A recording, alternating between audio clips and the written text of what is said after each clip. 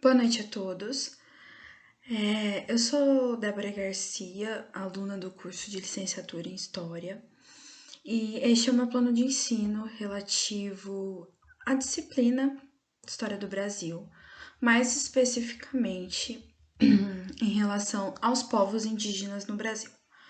Todo o meu plano de aula foi montado com base no terceiro ano do ensino médio, e a unidade temática relativa a este plano de aula seria as pessoas e os grupos que compõem uma cidade e um município.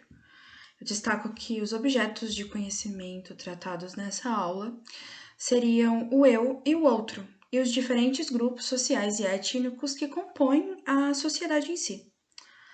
As habilidades da BNCC que serão observadas e exploradas no grupo nesse plano de ensino, neste grupo de alunos, seria a identificação dos grupos populacionais e as formas com que eles convivem e coabitam as cidades e os fenômenos que acompanham principalmente os povos indígenas. Então, de acordo com o relatório organizado e o plano de aula pré-estabelecido, a primeira etapa da aula teria duração de 5 minutos.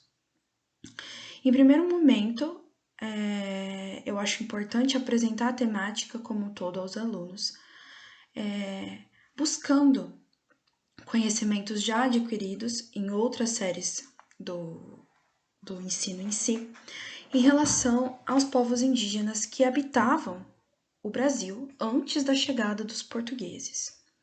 E também levantar e trazer à tona questionamentos relativos à maneira com que esses povos foram colonizados, foram catequizados, foram tratados e foram mitigados. Então, a primeira etapa da aula consistiria em apresentar os objetivos que eu acabei de falar e mostrar a imagem anexada no plano elaborado por mim, que mostra a imagem de 3 indígenas com o seguinte questionamento: a que grupo social pertencem estas pessoas? E esta seria a introdução da aula. Em uma segunda etapa, em um segundo momento, que teria duração mais ou menos de 15 minutos, eu pretenderia organizar a sala em duplas, a fim de que elas observem a imagem e se questionem em relação a 4 pontos. Esses 4 pontos seriam escritos na lousa, juntamente com a imagem projetada por meio de um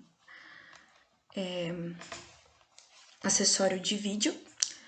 E nessa fotografia, que contém os 3 indígenas e o questionamento a que grupo social pertence, seriam feitos os seguintes questionamentos às duplas: quem está sendo retratado nessa fotografia?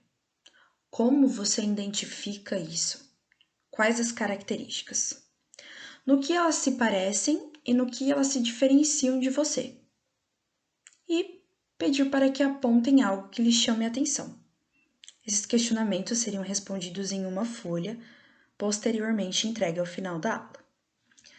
Passada essa etapa da aula, adentraríamos a terceira etapa da aula, que teria mais ou menos a duração de 20 minutos.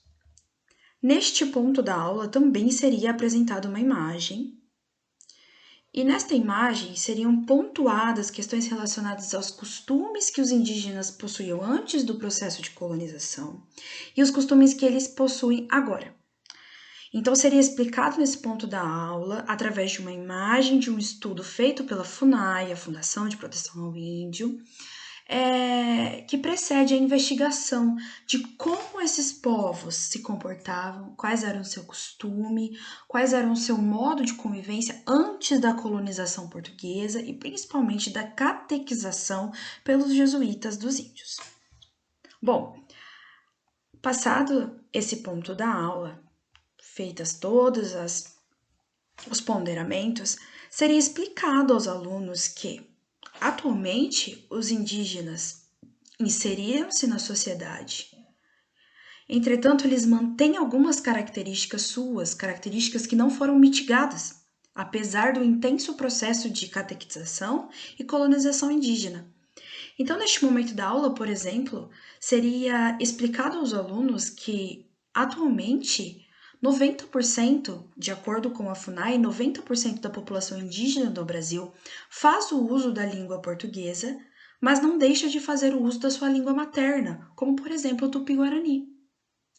Seria explicado também que, apesar de hoje os indígenas estarem inseridos na sociedade, em diversos setores, adentrarem as universidades, participarem da política de forma ativa, eles mantêm costumes relacionados a roupas e alimentos, por exemplo. Então, apesar deles terem sofrido diversas mudanças ocasionadas pelo processo de colonização e catequização, eles mantêm características próprias do seu grupo étnico. Isso seria passado aos alunos. Na quarta etapa e etapa final da aula, seria promovido um debate, que, no meu ponto de vista, é uma das melhores formas de fazer com que os alunos entendam e façam uma reflexão crítica a respeito da matéria. E esse debate seria guiado por 4 questionamentos. Como o diálogo entre as culturas pode modificar a vida das pessoas? A comunidade indígena, ela permaneceu igual ao longo do tempo?